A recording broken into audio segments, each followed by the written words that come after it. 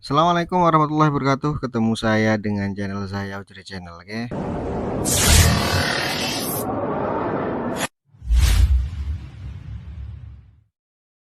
Oleh karenanya saudara-saudara sekalian, kita doakan insya Allah Prabowo terlepas dari belenggu Jokowi.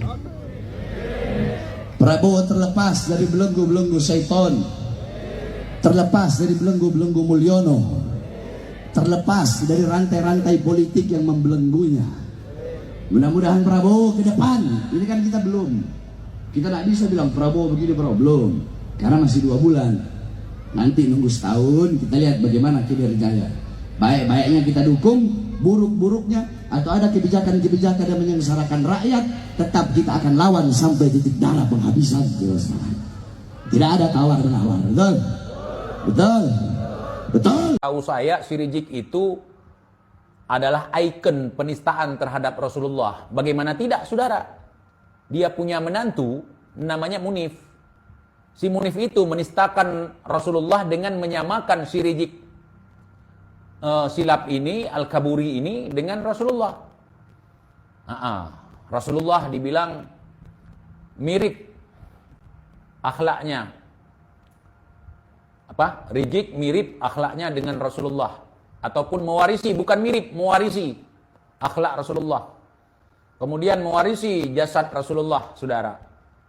Itu kan penghinaan terhadap Nabi. Akhlak si Rizik gimana, akhlak Rasulullah gimana, saudara? Jasad Rasulullah gimana, jasad si Rizik gimana, ya akhwan? Saya ulang-ulang itu, biar kalian tidak terpana, tidak terkontaminasi dengan omongan si menantu, si Rizik. Laknatillah alaihim itu. Ya. Rasulullah itu tinggi semampai, bahunya selalu sedikit lebih tinggi dibandingkan orang-orang yang ada di sekitarnya, walaupun orang itu pada hakikatnya lebih tinggi daripada beliau. Beliau mempunyai kulit putih, bersih, bercahaya wajahnya, hidungnya mancung, rambutnya ikal, hitam, pekat, mata hitamnya terpisah dengan mata putih, dalam artian mata hitamnya pekat, bersih sekali matanya. Alisnya seperti pedang, ya, memiliki janggut, dada bidang, badan perut six pack, akhlaknya sangat mulia sekali, tampan sekali orangnya, Rasulullah, menurut keterangan dan riwayat. Sementara hari ini kita bisa melihat si Rizik cebol ini. Mukanya hitam, hidungnya pesek, pipinya tembem, matanya belok, perutnya buncit, badannya pendek. Persis kayak celengan Semar. Celeng juga mirip. Apa kalian rela kalau Rasulullah, manusia yang kalian rindukan, manusia yang kalian harapkan untuk bisa bertemu dengannya, disamakan dengan si Rizik?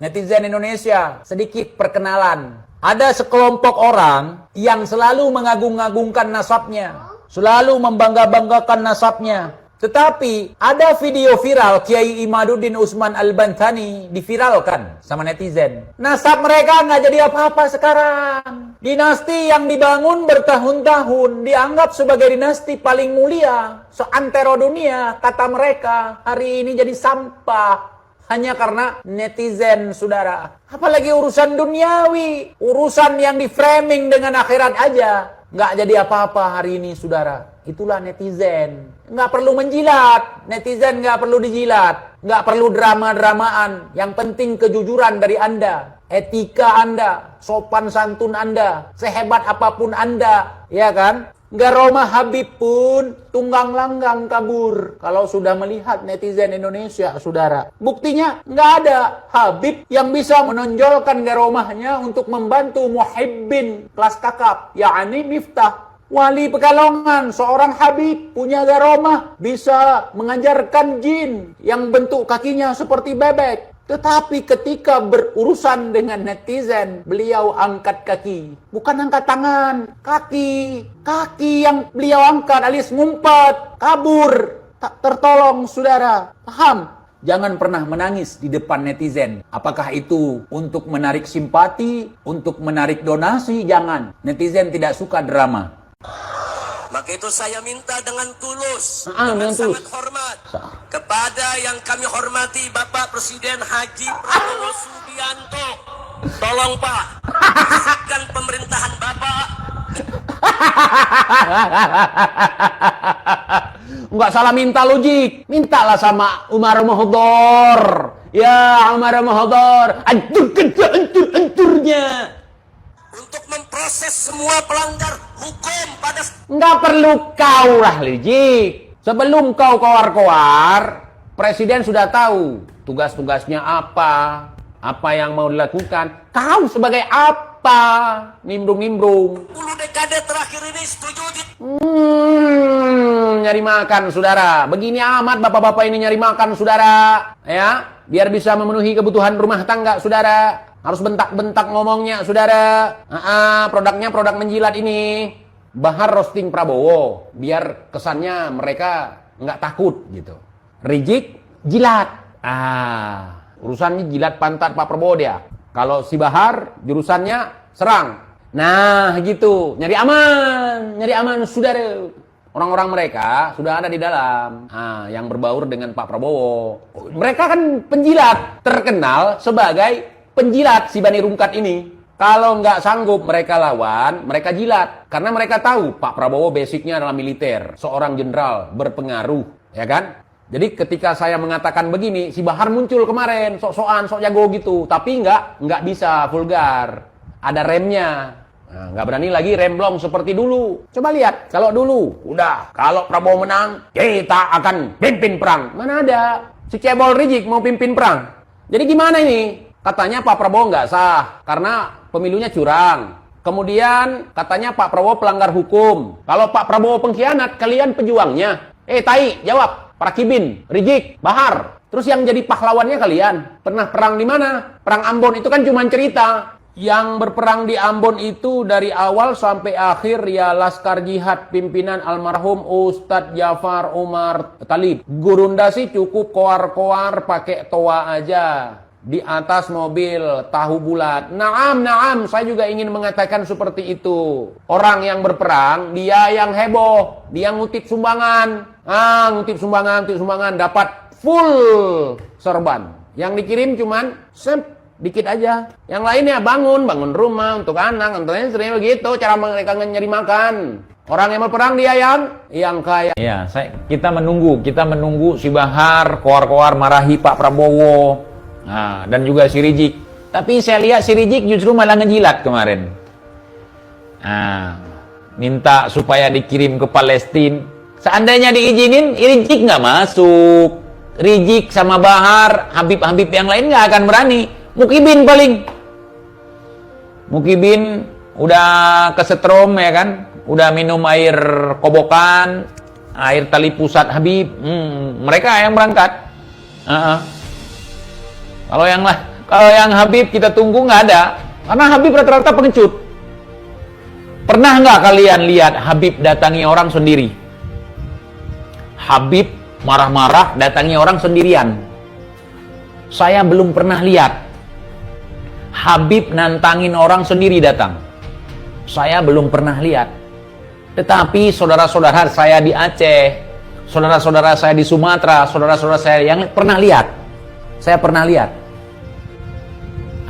Ganyang susu Firza, ganyang susu Firza sekarang juga. Ayo ganyang susu Firza sekarang juga. Susu Firza, lezat rasanya. Susu Firza, selera bapak tua.